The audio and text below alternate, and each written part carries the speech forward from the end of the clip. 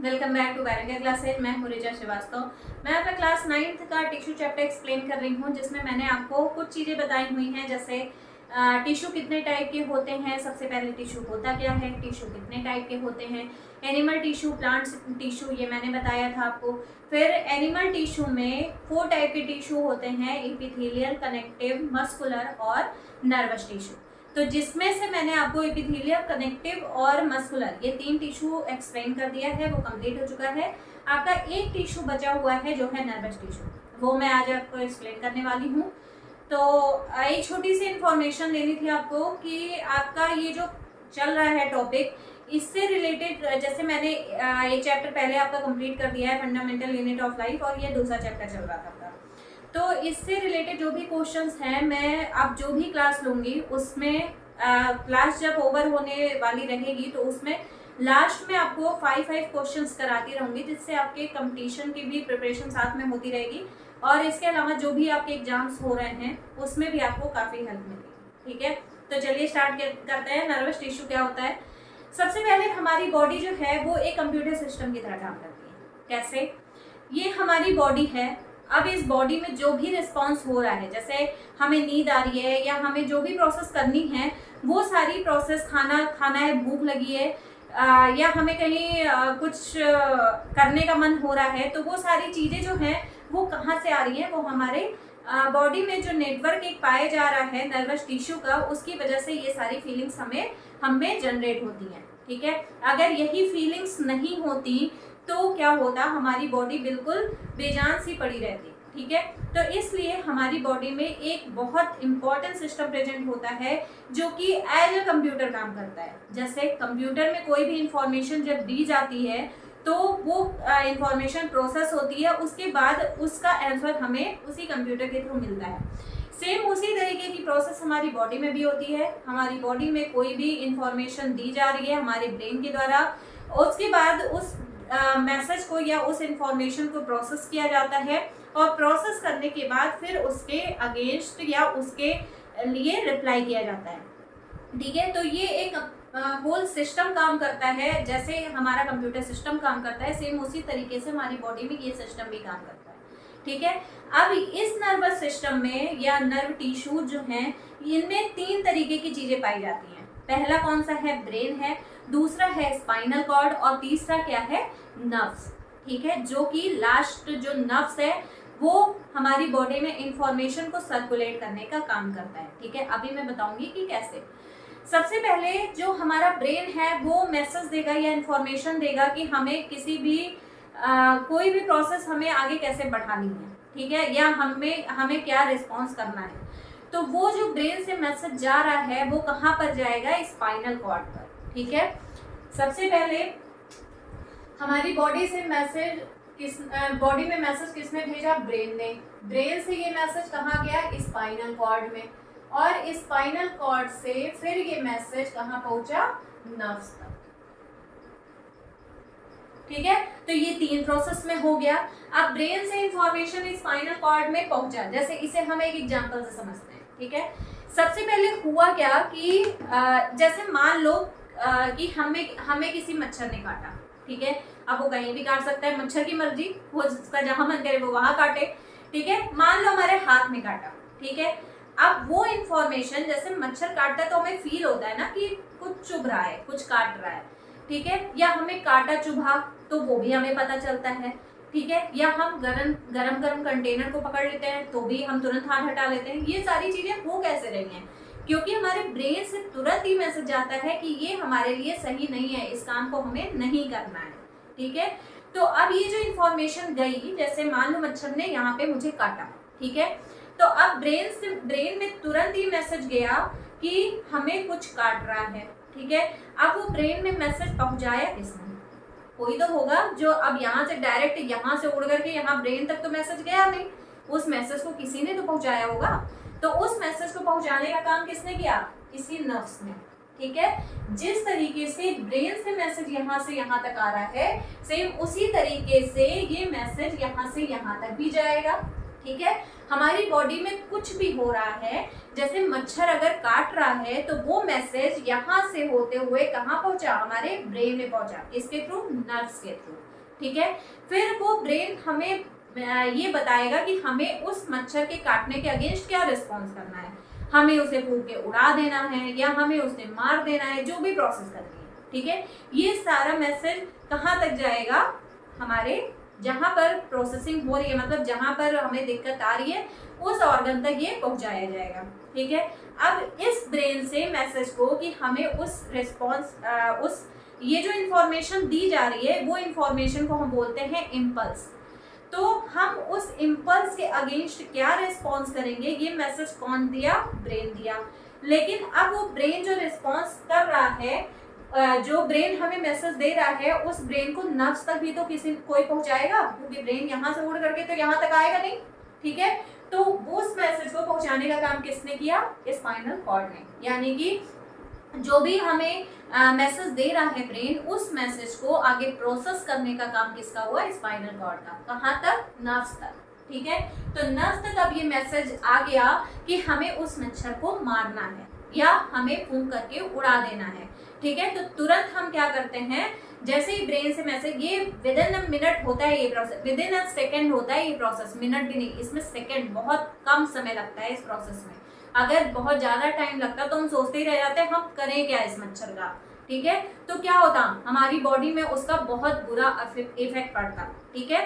तो इसलिए उस मैसेज को तुरंत हमारे नर्व्स तक पहुंचाया गया और तुरंत हम उसके अगेंस्ट रिस्पॉन्स किए, ठीक है।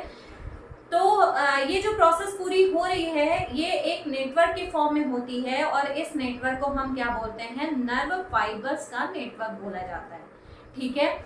इसको एक और एग्जांपल से समझ लेते हैं। जैसे अगर मान लो कोई, जैसे हमने दूध गर्म किया, ठीक है। तो अब किसी कंटेनर में रख के दूध गर्म किया हमने, जब दूध गर्म हो गया तो हमें ये पता कर, उस भगोने को उठा करके हमें क्या करना है, दूसरी जगह पर रखना है। तो अब उस भगोने को उठा करके जब हम दूसरी जगह रखेंगे तो ये कंडीशन हो सकती है कि हमारा हाथ जल जाए उससे, ठीक है। तो इसी वजह से हम क्या करते हैं, हम बेवकूफ़ी ना करके हम क्या करते हैं, उसे कपड़े से उठा करके तब दूसरी जगह रखते हैं, ठीक है। तो ये जो प्रोसेस की जा रही है, जैसे हमारा ब्रेन ही तो ये मैसेज दिया कि हमें उसे अपने हाथ से नहीं पकड़ना है, वो कंटेनर अभी गर्म है।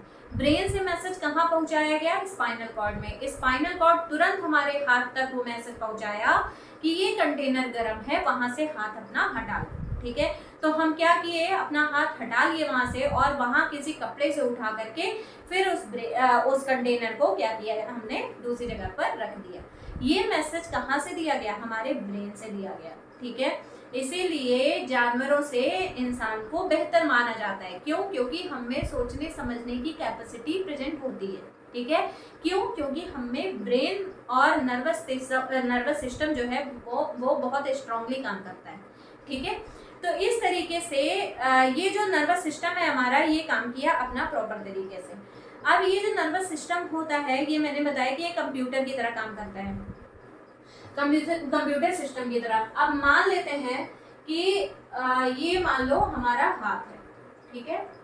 अब हम हाथ में हमारे क्या है, नर्व फाइबर्स का नेटवर्क है, ठीक है।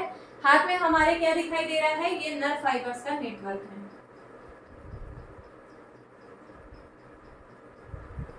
ये जो नर्व्स दिखाई दे रहे हैं, यही नर्व्स हमारी पूरी बॉडी में एक नेटवर्क बनाते हैं, ठीक है।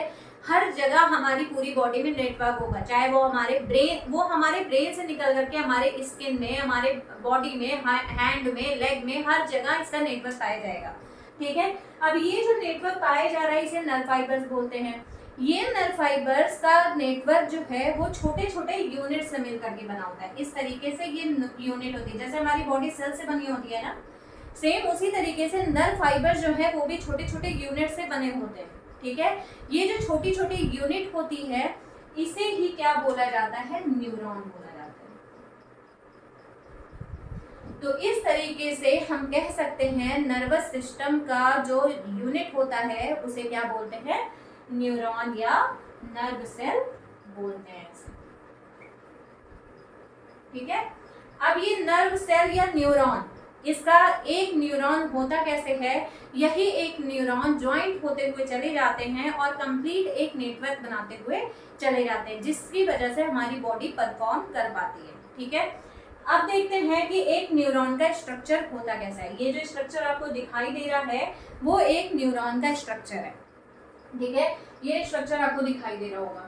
ठीक है, यहाँ से लेके यहाँ तक। तो हमारे न्यूरॉन में बहुत सारे स्ट्रक्चर दिखाई देते हैं। जैसे पहला स्ट्रक्चर आपको दिख रहा होगा सेल बॉडी। ठीक है, तो हमारा जो न्यूरॉन है, जैसे हमारा सेल है वो कवर्ड होता है प्लाज्मा मेम्ब्रेन के थ्रू। ठीक है, तो उसी तरीके से हमारे जो न्यूरॉन्स होते हैं उनमें जो मेन बॉडी होती है उसे बोलते हैं सेल बॉडी, या इसी को और क्या बोला जाता है, साइटॉन भी बोलते हैं। ठीक है, कहीं कहीं बुक्स में आपके दिया होगा साइटॉन। तो साइटॉन क्या है, वो सेल बॉडी ही है, उसी को हम क्या बोलते हैं, साइटॉन बोलते हैं। ठीक है, अब ये साइटॉन जो है वो उसमें एक न्यूक्लियस प्रेजेंट होगा और साथ में क्या प्रेजेंट होगा, साइटोप्लाज्म। जैसे हमारे सेल में प्रेजेंट होता है न्यूक्लियस और साइटोप्लाज्म, सेम वैसे ही यहाँ पर भी न्यूक्लियस और साइटोप्लाज्म प्रेजेंट होगा, साथ में इसके गोल्गी एपरेटस भी पाया जाता है। ठीक है, से ये स्ट्रक्चर आपको किसी स्ट्रक्चर जैसा दिख रहा होगा, समझ में कुछ आ रहा होगा कि ये स्ट्रक्चर ऐसा ही होता है। ठीक है, ये होता है ट्री लाइक स्ट्रक्चर। जैसे ट्रीज में ये हो गया ऊपर का रीजन जहां से ब्रांचेस निकले होते हैं, तो ये ट्री का अपर रीजन हो गया। ये यहाँ से जो एक ब्रांच जो है वो अलग निकल जाती है, जो कि किस फॉर्म में आ जाती है, ट्रंक के फॉर्म में। ठीक है, जैसे हम ट्री का स्ट्रक्चर जब देखते हैं तो इस तरीके से ये हो गया ट्री, और यहाँ पर ये स्ट्रक्चर दिखाई दिया। तो अब ये जो ट्री है यहाँ पर छोटे छोटे इस तरीके से ब्रांचेस दिखाई देते हैं ना। ठीक है, सेम वैसे यहाँ पर भी तो दिखाई दे रहा है। ठीक, तो ये ब्रांचेज हो गई, और यहाँ से एक ब्रांच जो है वो थोड़ा सा इलोंगेट होकर के जो स्ट्रक्चर बनाती है उसे क्या बोलते हैं, हम ट्रंक बोलते हैं। ठीक है, और लास्ट में जैसे यहाँ पर स्ट्रक्चर दिख रहा है, सेम उसी तरीके से यहाँ पर भी आपको रूट दिख रहा होगा। ठीक है, तो ये स्ट्रक्चर लगभग किस तरह दिख रहा है, एक प्लांट की तरह। ठीक है, तो अब यहाँ पर जो स्ट्रक्चर पाया जा रहा है, सेल बॉडी जो मेन स्ट्रक्चर है उसके अंदर क्या प्रेजेंट होता है, साइटोप्लाज्म प्रेजेंट होता है, सेंटर में एक न्यूक्लियस पाया जाता है, और इसके अलावा एक गोल्गी एपरेटस भी पाया जाता है। इसी सेल बॉडी से बहुत सारे ब्रांचेस निकले होते हैं, इन्हीं ब्रांचेस को हम क्या बोलते हैं, डेंड्राइट्स बोलते हैं। ठीक है, ये डेंड्राइट्स क्या करते हैं, जो इम्पल्सेस मिल रहे हैं, जो भी हमें इंफॉर्मेशन मिल रही है इम्पल्सेस के फॉर्म में, उन इम्पल्सेस को ये क्या करता है, आगे प्रोसेस करने का काम करता है। तो इस तरीके से ये डेंड्राइट जो है ये इनके ब्रांचेज हो गए। अब इसी सेल बॉडी से एक ब्रांच जो है वो इलोंगेट हो जाता है, और ये इलोंगेटेड स्ट्रक्चर क्या कहलाता है, एक्सॉन कहलाता है। ठीक है, एक्सॉन के चारों तरफ ये देखो एक कवरिंग दिखाई दे रही है, इस कवरिंग को हम क्या बोलते हैं, माइलिन शीथ बोलते हैं। ठीक है, इस स्ट्रक्चर को क्या बोला जाता है, माइलिन शीथ। ये एक्सॉन आगे चल करके इसके जो ब्रांचेस होते हैं उनकी इंडिंग, मतलब ये ढेर सारे ब्रांचेस में आगे चल के फिर फॉरवर्ड हो जाता है, और ये ब्रांचेस क्या कहलाते हैं, नर्व इंडिंग, या इसी को और क्या बोलते हैं, एक्सॉन टर्मिनल भी बोला जाता है। ठीक है, ये जो एक्सॉन टर्मिनल है यहाँ पर देखो एक नॉब लाइक स्ट्रक्चर दिख रहा है। ठीक है, यही नॉब लाइक स्ट्रक्चर से ये दूसरे न्यूरॉन के डेंड्राइट से अटैच होते हैं। ठीक है, इसी तरीके से एक नेटवर्क बनता हुआ चला जाता है, मतलब एक न्यूरॉन का जो सिनेप्टिक नॉब है या एक्सॉन टर्मिनल का जो नॉब रीजन है, वो नॉब रीजन जाकर के दूसरे न्यूरॉन के डेंड्राइट से अटैच होता चला जाता है। ठीक है, तो ये एक स्ट्रक्चर नेटवर्क लाइक स्ट्रक्चर दिखाई देता है। इसी नेटवर्क लाइक स्ट्रक्चर को हम क्या बोलते हैं, नर्वस सिस्टम बोलते हैं। ठीक है, तो ये स्ट्रक्चर हो गया। फिर से देख लेते हैं कि मैंने क्या क्या बताया आपको। न्यूरॉन जो है ये यूनिट होता है किसका, नर्व फाइबर्स का। ठीक है, ये नर्व फाइबर्स में जो न्यूरॉन होता है इसका अगर एक अलग से माइक्रोस्कोप के अंदर रख करके इसका स्ट्रक्चर देखा जाए तो इसमें मेन जो बॉडी होती है उसे सेल बॉडी या साइटॉन बोलते हैं। यही सेल बॉडी में अंदर में साइटोप्लाज्म और एक सिंगल न्यूक्लियस प्रेजेंट होता है। इसके अलावा एक गोल्गी एपरेटस भी पाया जाता है। ठीक है, ये साइटॉन या सेल बॉडी जो है वो ब्रांचेस का फॉर्मेशन करती हैं।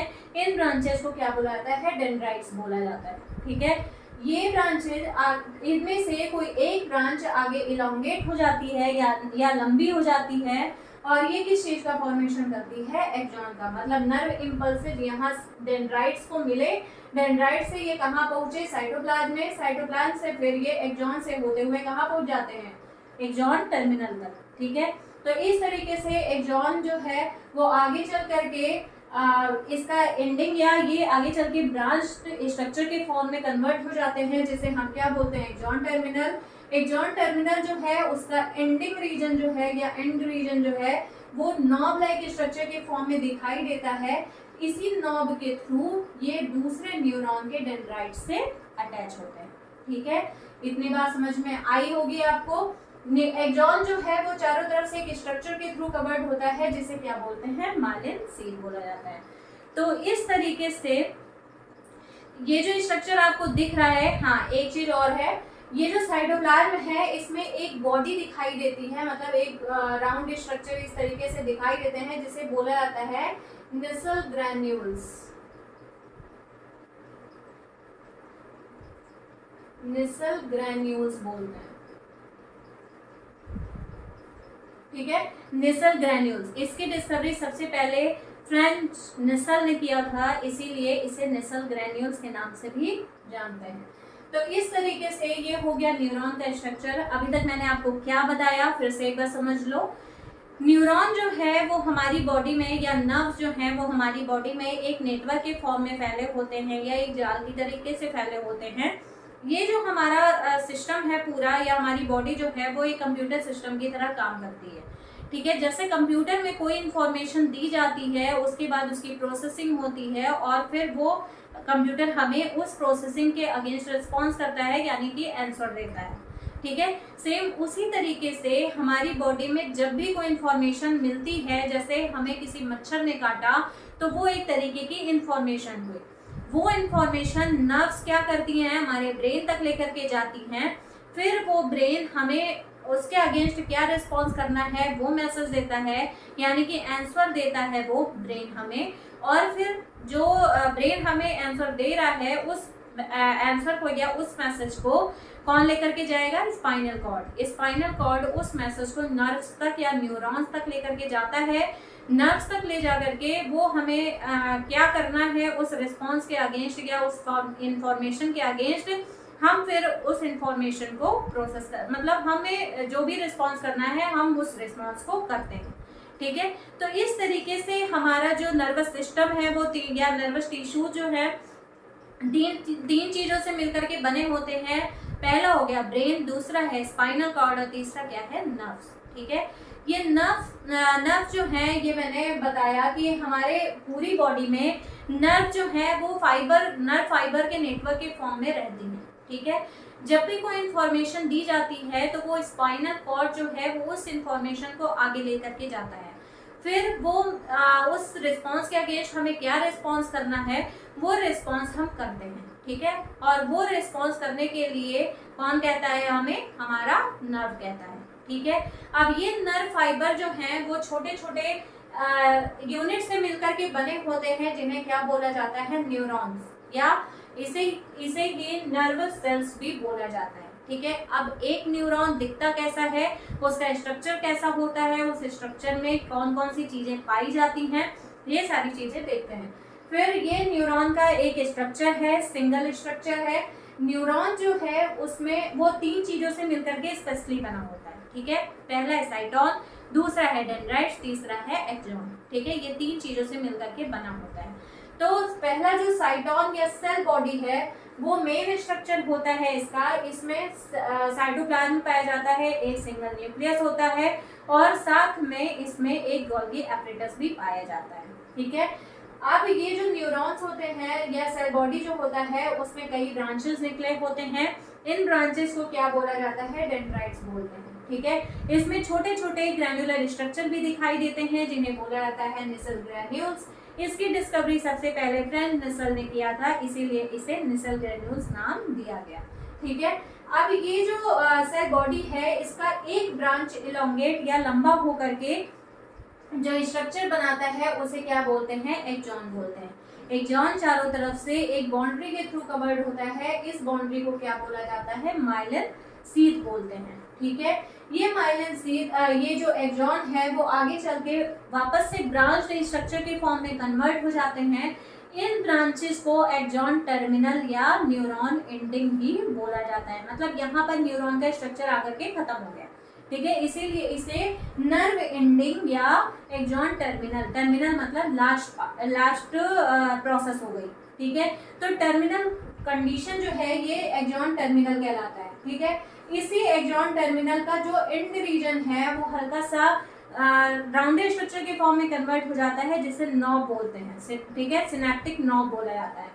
ये जो नॉब है इस तक जब नर्व इम्पल्स पहुंच जाता है तो यहाँ से नर्व इम्पल्सेस को या जो भी इंफॉर्मेशन है, इम्पल्स का मतलब हुआ इंफॉर्मेशन। ठीक है, तो उस इंफॉर्मेशन को अगले न्यूरॉन के डेंड्राइट्स तक पहुंचा दिया जाता है।